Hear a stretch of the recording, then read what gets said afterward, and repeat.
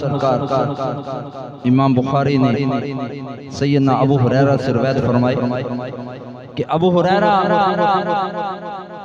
عرض کرتے ہیں یا رسول اللہ میرا حافظہ کمزور ہے، جو جناب سے جو آقا سے میں فرمان سنتا ہوں وہ بھول جاتا ہوں، مجھے یاد نہیں رہتا۔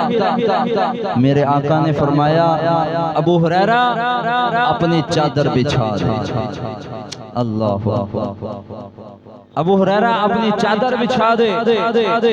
ابو ہریرہ نے اپنی چادر بچھا دی تو میرے آقا نے ید اللہ والے ہاتھوں سے ایسے لب بھرا ابو ہریرہ کی چادر میں ڈال دیا۔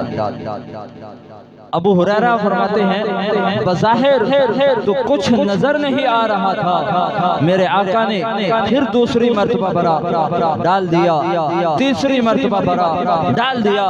فرمایا ابو ہریرہ اس کو اٹھا اور اپنے سینے سے لگا۔ اب میرے آقا کی عطا جو ہے، سخاوت جو ہے، یہ ابو ہریرہ کا سینہ جانے یا مصطفیٰ جانے۔ ابو ہریرہ فرماتے ہیں کہ اس دن کے بعد جو بھی میں اپنے آقا سے فرمان سنتا وہ کبھی نہ بھولتا تھا، میں ہر حدیث مجھے یاد رہتی۔